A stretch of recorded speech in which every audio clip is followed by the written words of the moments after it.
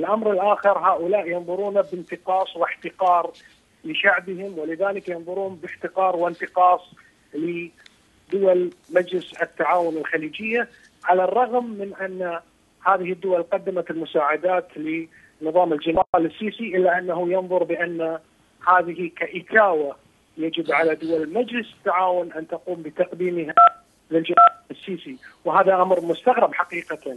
نحن نتحدث عن تكامل عربي، ولكن العسكر أبدا لا يؤمن جانبهم، ولنا تجارب مريرة مع نظام حكم العسكر منذ جمال عبد الناصر الذي قصف جنوب المملكة العربية السعودية، وبعد ذلك أتى صدام حسين وغزا الكويت.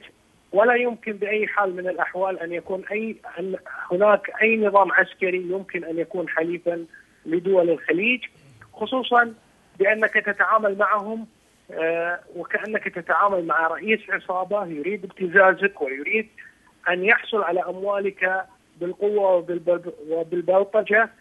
وهذا أمر غير مستغرب بعد مجزرة رابعة وحرق المصريين هناك. لا نستغرب مثل هذه الألفاظ النابية وهذا الاحتقار لدول الخليج من نظام الجنرال السيسي ونظام الانقلاب العسكري، فما بالك تجاه الدول الأخرى.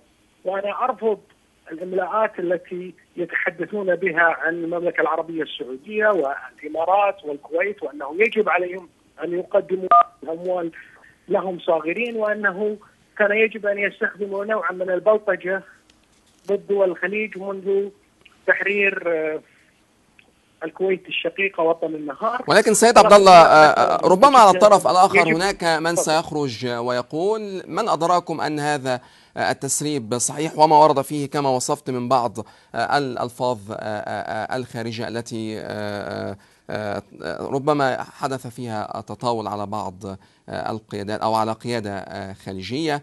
ربما يقول لك أن هذا التسريب غير صحيح، ويعني ما الذي أدراكم أن هذا التسريب صحيح؟ لم يكن هذا هو التسريب الأول لمكتب الجنرال السيسي وحكم العسكر، ويبدو أن هناك خلافا داخل المؤسسة العسكرية بناء على تتم هذه التسريبات، كما أن تعرض قناة مكملين وبعض القنوات للتشويش يدل على أن نظام حكم العسكر في مصر حرمها الله تتعامل بكل بلطجة ضد القنوات التي تريد بثها. فإن لم يكن صحيحا لم يكن هناك داعي للتشويش عليه ابتداء. الأمر الآخر، هذا التصرف من الجنرال السيسي وأعوانه يذكرني بتصرف القذافي عندما كان يشوش على قناة الجزيرة. دائما هناك تهجم على الإعلام الحر في المنطقة العربية وعدم القدرة على مواجهته. أرجو أن تبقى معي. هؤلاء لا يستطيعون أن يحكموا حتى مدينة، فما بالك في دولة كبيرة فيها شعب عظيم مثل الشعب المصري.